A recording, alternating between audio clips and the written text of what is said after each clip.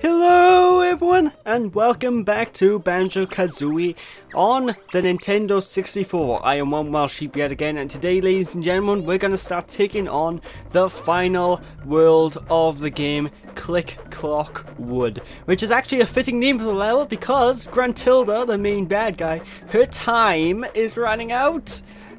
Get it? Because it's Click Clock Wood, the time clicking, click. I thought it was funny. Shut up. But yeah, this, ladies and gentlemen, is one of the biggest worlds of the game. It's one of the hardest worlds in the game to complete 100%, and it's one of my favorite levels in the game as well, just for the music alone, actually.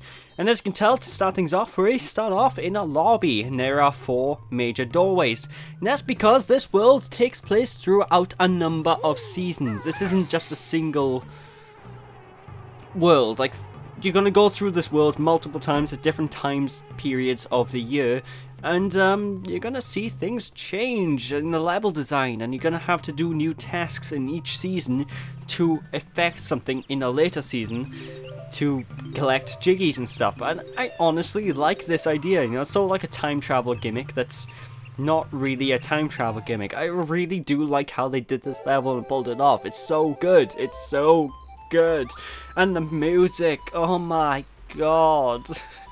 This is one of my favorite songs in the entire game. It's just so upbeat. It's just so oof. I think it's really a perfect final level, honestly. It's got the challenge, it's got the level design, it's got the length, and it's got some of the best music out there. Which I find really strange how upbeat the music is, considering it's meant to be the final stage, but it works, you know, it really works. But to start things off, we are now in springtime, and this is where we're going to be basically setting up most of the jiggies, you know, ladies and gentlemen, because a lot of these jiggies do span throughout multiple seasons, and we're going to be introduced to a lot of the characters that we're going to be seeing throughout this world. For example, this guy by here. I can't... Naughty, that's the guy. Naughty. I get it, because he's a naughty one. He can't get in his house, which means in a later season, obviously, we'll need to destroy the block to let him in his house. So there's loads of little things like that, you know. This world's just fantastic in terms of its concept. I don't know, it's probably the most unique level in the game, I'll give it that. And I don't know why, whenever you kill one of these bird enemies, for the first time you kill them, it shows a little cutscene, and I have no idea why. And it does it every time you reload the level. I really don't understand it. But if you kill... Basically, if you kill them as well, it makes this weird woo cartoon sound effect. I don't know, it's just so much character. I love this game. Oh. Anyway, to start things off, you see this mud patch by here. Well, you see this little thing. Shit some eggs into it. 3 eggs should do. Okay, maybe 4. There we go. And it will start growing a giant plant. Now this plant, as you would expect, we need to look after this plant throughout all of the seasons, up until it finally blooms and gives us our jiggy. So yeah, like I said, a lot of this stage relies on setting things up so you can finish things later down the line in a later part, and I love it. I really do love it. I don't think there's any real stages like this at all in the series past this point as well. This is really a unique level in not only the series, but... Now that I think about it, I don't think any platform games that I know of really do this sort of thing. Which is interesting, because you think a lot of platformers would try something like this, but I don't know. But I digress. Anyway, if you go over here, Mumbo's hut. If you go inside Mumbo's hut here, we'll have access to the last power-up, well not power-up, last transformation of the game.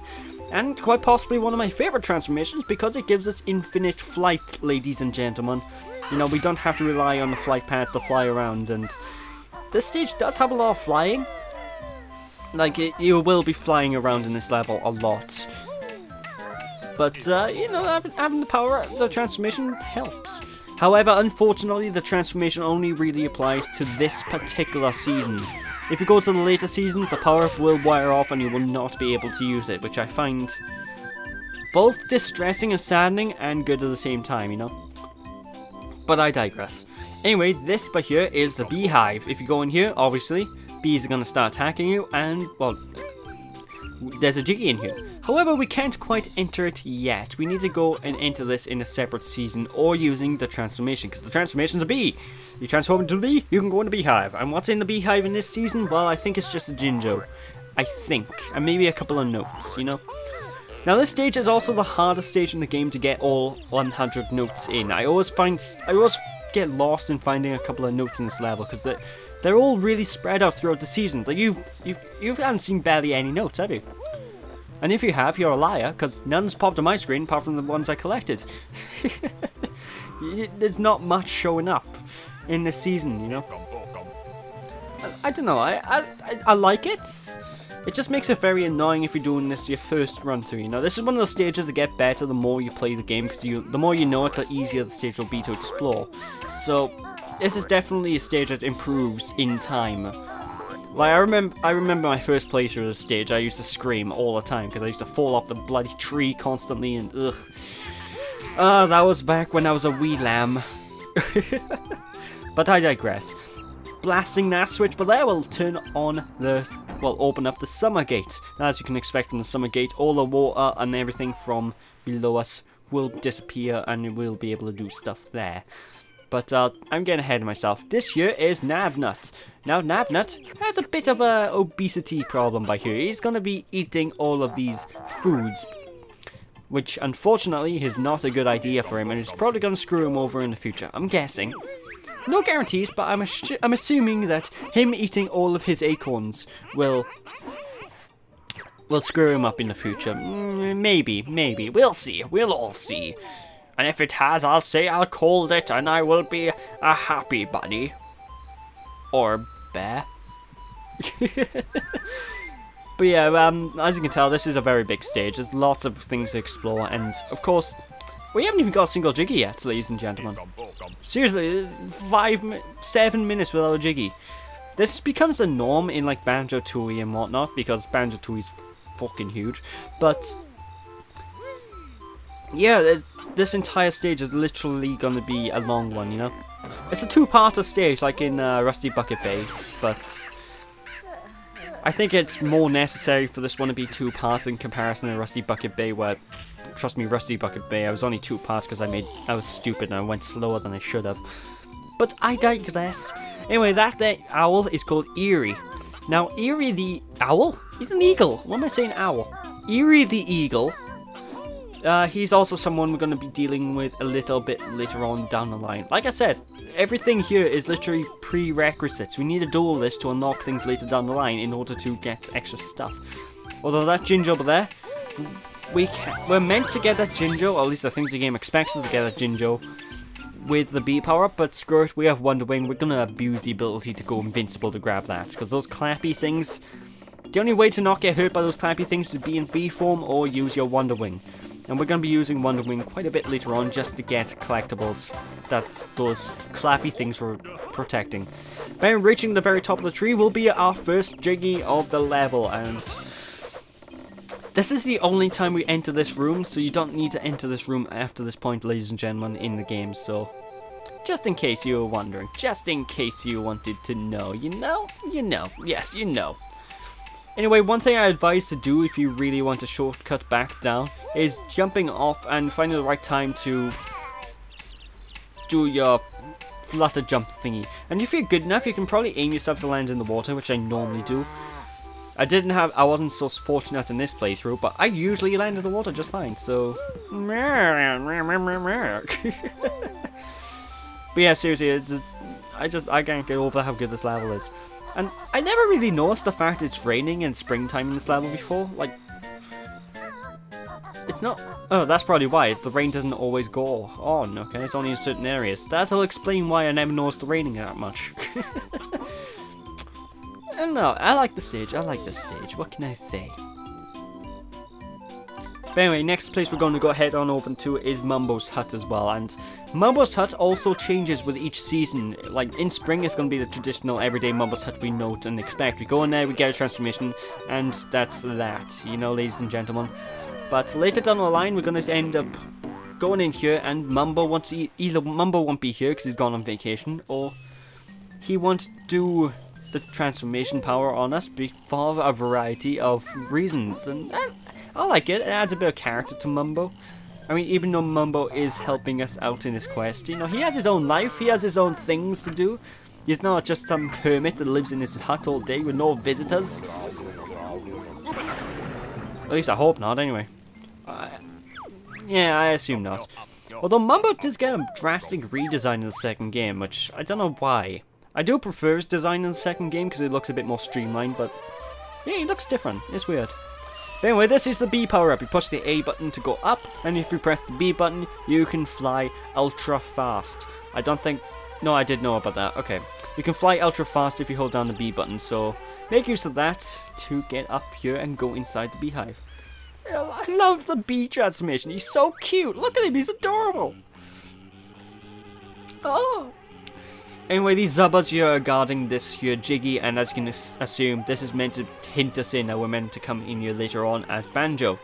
But just pop on up here and get the Ginger, and that's all we really need to do for this first visit in this hive. So, catch you later, Zubba buddies, and I will be destroying a lot of you when I get the chance. It's strange how I love the bee power-up though, because I hate bees. They terrify me. I don't know, bees and wasps, I get terrified by them. If I see them, I run. I can't stand the things. And, I don't know, is that normal? I assume not. Anyway, the big reason why we need the bee power for this particular area is because this claptrap thing is holding a Jiggy. We can't go up onto this platform normally. We need the bee power up to go up there, so just be a bit careful, ladies and gentlemen. You know, it can be quite easy to miss. And also, whenever you see golden feathers in this world, I do recommend collecting them. Like, you'll see me literally go out of my way just to pick up golden feathers, because I think it's autumn time where the golden feathers become needed, because there's a lot of those clappy things with loads of notes. They're holding a bunch of notes. So you need the golden feathers to get notes. To get the notes, you need you know, it's a cycle of death and sadness. But I digress. It's time to enter summertime, where we're going to actually start making a bit more progress with this world, because summertime's where things really we start to get in the nitty-gritty of things. And one of our old friends from one of our previous levels will actually be returning to us in the summertime. So that's a thing. Also, if you look underneath each of these bridges, you can sometimes find collectibles like golden feathers as well, which can be quite handy. Although, because every area in this world is considered the same world, if you collect like a golden feather in one of the seasons, and then leave the season and come back, that golden feather will not come back. And it saddens me in a way, but it makes sense. It's to stop you from cheating. So, yeah, I guess. Anyway, this year is the summertime by here, and I love what Grant Kirkhope did with the music here. Because what Grant Kirkhope did was he used bee noises in the soundtrack, and it works really well. I don't know. But of course, Eerie the Eagle is now awake, which means we need to grab hold of all these worms. Collect 5 worms to feed good old Eerie. Now, we need to do this twice during the seasons to feed Eerie and turn him into a full-blown eagle. So what we need to do is collect as many of these things in this season as possible. So even if you have all 5 required to pick up Eerie, pick up more, because you will be needing them. So yeah, there's that, you know, there's all that. It's all good and stuff. But I digress. Anyway, you might notice the water area is all completely gone. It's been droughted. Is that a word? Droughted? Well, all the water's been evaporated into the sky, you know, ladies and gentlemen. So let's just go into the lake, and hopefully we might be able to help out our beaver friend Naughty, who's been stuck under there for an entire month. Couple of months. I feel sorry for this guy. Look at him. He just... Anyway, just break open the boulder, and Naughty here is going to be quite happy. So he's going to run on in. So let's go inside and get our Jiggy, shall we? Or not, because as you can tell, we can't actually reach up here. So we need to wait until the next season in order to reach up there, sadly. But even though we have to wait till next season to get up there, grab those items now, because those items will not be there in the next season. You know, each item, all the items in the world, all the collectibles are season based. So say winter will have more notes, and I think winter has the most notes out of any of these seasons. And where the notes are in winter currently there's red feathers. You know, things will change throughout the season, so just keep an eye out and collect everything you need to. But running down here will be the switch to open up autumn, which is going to be good. It's going to be good. I always forget the autumn season every now and then when I'm playing this game. My favorite season is still spring. That's my favorite season out of the lot in this one. I think it's just because it's so green, it's so colourful.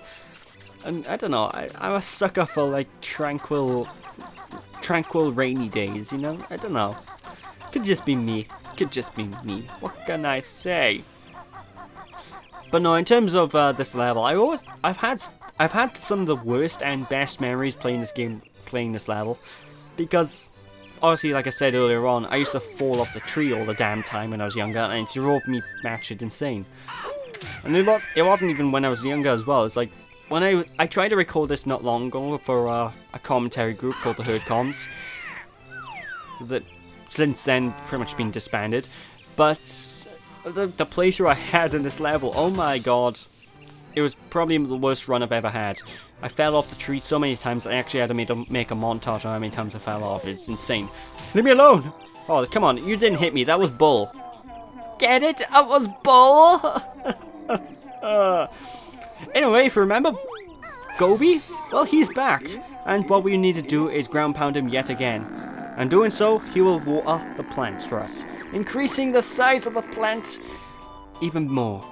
Look at that, it's standing erect above the level. Oh. But that's not the last time we're going to be seeing Gobi as well. We got to see him in the next season as well to finish off the plant. Because the next season is when the plant's going to be completely finished and we'll be able to gain access to a glorious, absolutely glorious thing. The plant's going to be finished, so we'll be able to get the Jiggy outside the plant, you know. But anyway, jumping across here, I like to take the upper route before jumping across because I always, I manage to make it. Sometimes I usually fall in the middle, but then so I have to backtrack a mile away. But be sure to collect that one worm, you know. Like I said, there's more worms in this level than you need, even for both times when you need a feed, Eerie.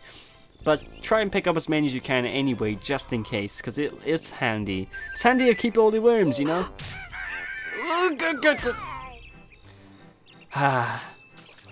You'll find things like this happen quite a lot in this playthrough, you know, ladies and gentlemen. It's annoying. It's really annoying. Needless to say. Of course, this is probably the only time you really see me use Kazooie's Talon Trot ability, apart from going up slopes, because whenever I fall and I need to backtrack to an area I've been to, that's usually when I pull out Kazooie. Otherwise, I'm going to be walking at my own pace, you know? And this is a type of game where playing at your own pace is really recommended, just because it's a very big game involving collectibles and you need to explore the world, don't you? So, if you watch a playthrough of the game and someone's going, say, too slow for your liking, or going way too fast for your liking, then you can't really complain, because this is really a game designed around the player, you know? You can approach this game any way you want to. And honestly, that goes with any game. I don't like it when I see people complaining about the way people play games, you know? It bugs me if they go too slow and they don't make any progress, but that's because that's what editing's for on YouTube, but you know, it kind of bugs me when people sit down and like, you're doing this wrong, do it this way, you know, backseat gaming. When the way the person was doing it was perfectly fine, it was just their own take on what to do. I find comments like that all the time. I haven't received any comments like that yet, so I can't really bitch about people saying stuff like that to me, but you know, I see comments like that on YouTube videos all the time, and I'm like, no, leave the guy play the game his own way. If he does something extremely wrong, then you can call him out on it, or just say, oh, this is how I normally do this. You know, it might help you if you do it. You know, be constructive, be happy commenting on people's videos. Don't be so negative. That's mainly what I got to say. But anyway, it's too hot in here in summertime for Mumbo to use his magic. So, yeah, we're not going to be using Mumbo too much. Although, what you'll find is, basically every season, Mumbo will change up, you know, the reason why he can't do his spells. And I do kind of like how he turned off the fire. It turned off the fire, because it's like lights. In his you know, in this hut so he doesn't get too warm. You know, there's loads of character in this game. I love it. I love the characterization. It's amazing. But I digress. Also, the way to get out of Mumbo's hut tends to change between the seasons as well, I've noticed. Like, in the previous season, we needed to use the Wellingtons, but in this season, we need to use the shock jump, which, I don't know, I think is neat. There's no real reason why you need to do that, but, yeah, I digress. Anyway, because we're in the summertime now, a new platforming sequence has opened up to us. So what we need to do is simply jump up and platform on all of these trees.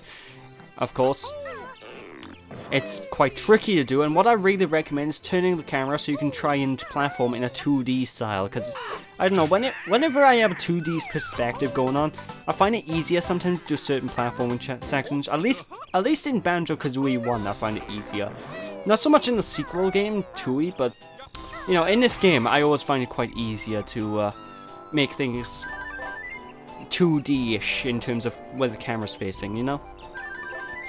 And I find that to be the case with a lot of games, actually. Well, not a lot of games. A lot of games I don't find that to be the case, because I always have issues in terms of, I always forget to take into account the Z-axis. So I always move towards the camera without really realizing, and it so screws me up in the long run.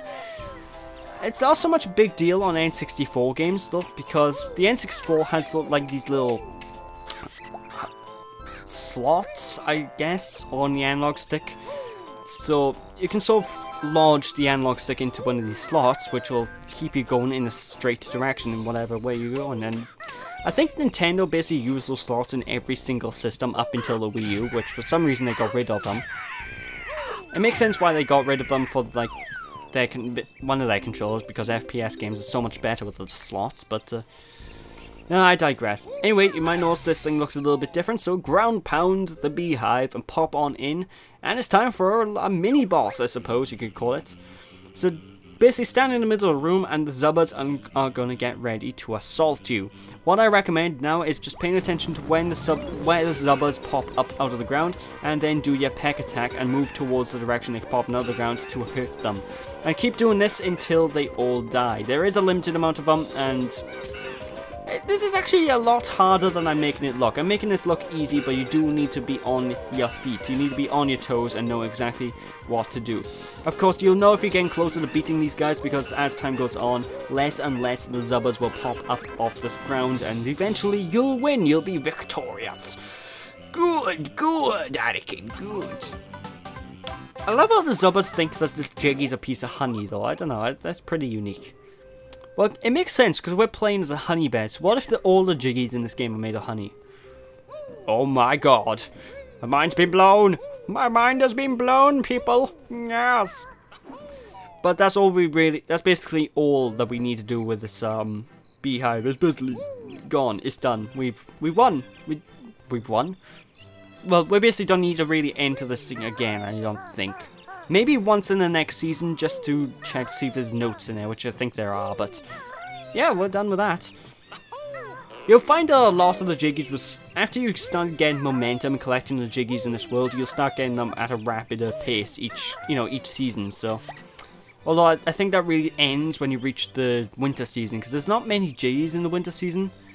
That season is basically the season for collecting all the other side stuff. Like, all of the honeycomb pieces are in the final season of this level. And a lot of the notes, like 50% of the notes, I think, are in that season. So, just be a bit careful, you know, and pay attention. Anyway, this here is a little bit of an interesting, frustrating platforming challenge. What you need to do is jump across the other side of the shack that's half built, collect, obviously, the extra life, and collect hold of the Jiggy. Now, you might think, oh, that looks easy. Yeah, getting there is easy. Getting back is not. Because that one narrow plank, that is the only thing we need to jump on. And because there's, like, no depth perception, like, I just about made that, you know, folks. It's very difficult. So, you know, it can be tricky if you don't know what you're doing. That's all I'm really saying about this. Although I have noticed that this platforming challenge by here is kind of awkward purely because of the camera angles.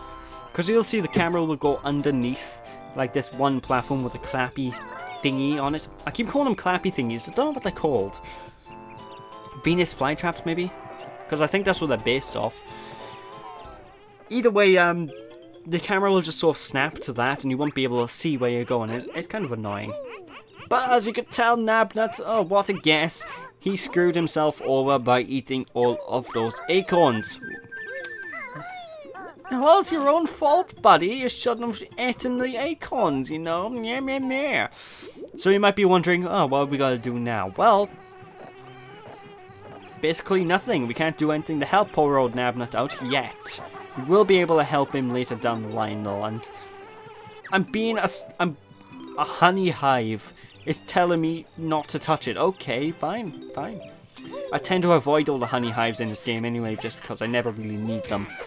Like, every time I see those honey hives with all the health in, I only really go after them if I have an exceptionally low amount of health. Like, if I have less than 3 health points, that's when I usually go after them. Because then I get pretty paranoid that something's going to nick me and I'm going to die. Or I'm going to fall from a long height, like up by here, for example. This area is just a nightmare for platforming. Especially in the winter season, because the winter season, everything becomes slippery and it's just a nightmare, what can I say. Anyway, time to feed Eerie the eagle with all these caterpillars we just found.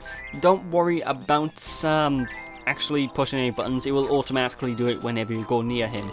And he'll grow in size a little bit more every time, you know, folks? But Eerie needs more sleep, so let's just leave him have his nap, and let's move on with our adventure. Yes, quite. I think we're pretty much done now with this season, now that I think about it. It's not really much more really collect.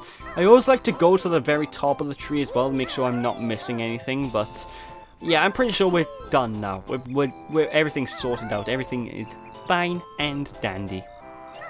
Yeah! But yeah, like I said, try and treat this like a 2D platform with a lot of these areas. I think the big reason why I say that's a good bit of advice to do is because the platforms are really wide. So if you treat it like a 2D platform, there's not so much, there's no real chance you're going to slip off the sides by using the Z-axis by accident. And that's more than possible to do, you know. I've done it more than enough times, and it makes me sad. But it does make platforming a little bit easier, because depth perception doesn't become such a big thing. Like, this game could probably benefit from a 3DS remake, now that I think about it, because the depth perception is one of the biggest problems with it. Although, I say that, but the Xbox Live version doesn't have so much of a problem with depth perception, so it could just be the lack of resolution in the N64 version. But I digress. With that, that is it for this part, ladies and gentlemen. Thank you all for watching. Hope you all enjoyed. Don't be sheepish, people. And when we return next time, we'll finish Collect Lockwood and start heading up to the end of the game. So, yeah, thanks for watching, people. I'll catch you all next time. Bye!